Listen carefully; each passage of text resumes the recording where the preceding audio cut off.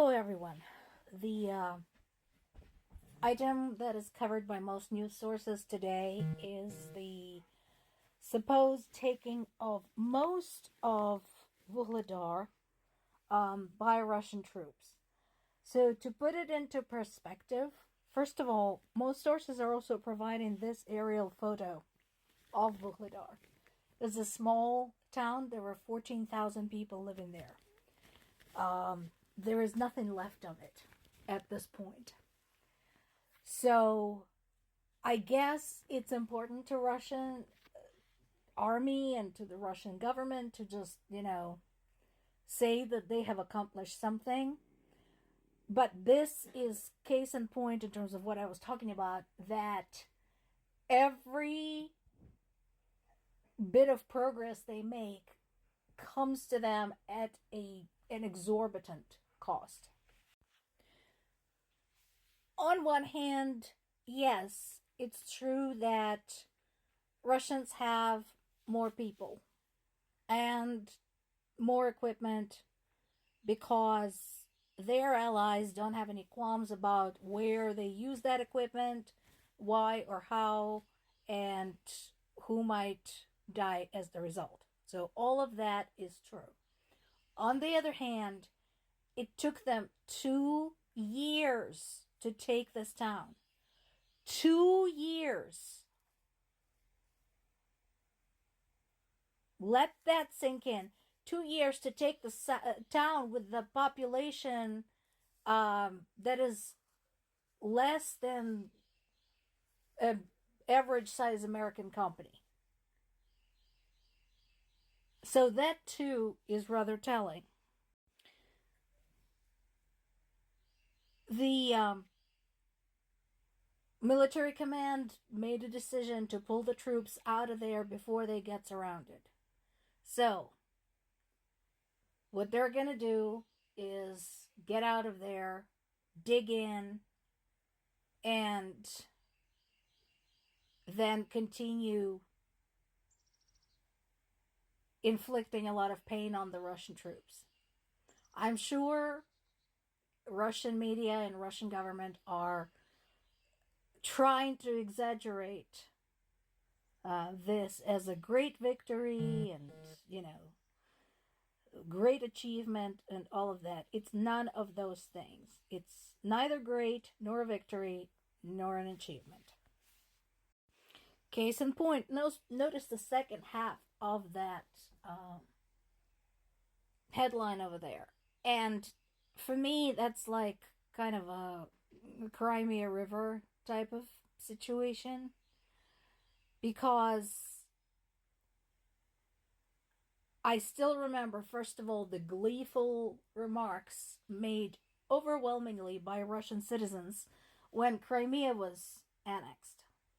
And then more gleeful remarks when Russian militants began their operations in the Donetsk-Luhansk region, and more and more and more of those since the full-scale invasion of Ukraine, including those absolutely horrible cases when Russian missiles or drones or bombs hit something like a school or a playground or a kindergarten, and there were photographs of mutilated children's bodies posted. And I still remember the comments. And it wasn't just one or two or a couple dozen. It was tens of thousands of them saying, hey, show those stupid Ukrainians, serve them right, and so on and so forth. So now that they're starting to complain about the cost of this war, my question to them is, what did you expect? Most of the complaints are coming from retirees, and that's understandable. Russian retirees are a very vulnerable segment of the population. Most of them are living below the poverty level. So, and so now they're trying to say, what about us? How is it that we have money for this war, but we don't have money to pay decent pensions so that people are not starving? And again, what did you think was going to happen? You vote, don't you? And yes, I understand that Russian elections became largely a farce, but I'm having trouble believing that in a country of 140 million people, there's not enough people to do something about that. Just saying.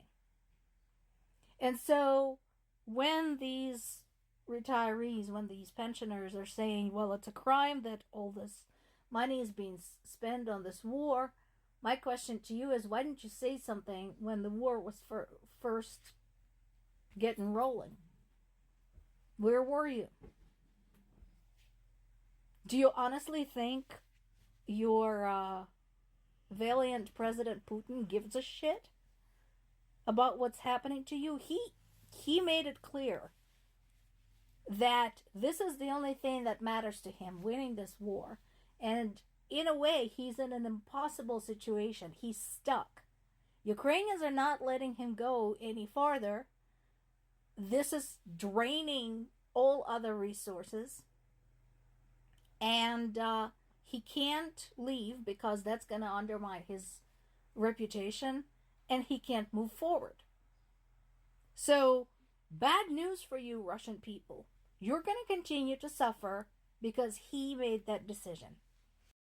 This summary is from Kyiv Independent, and it covers other major points in addition to what's going on in Vuhledar.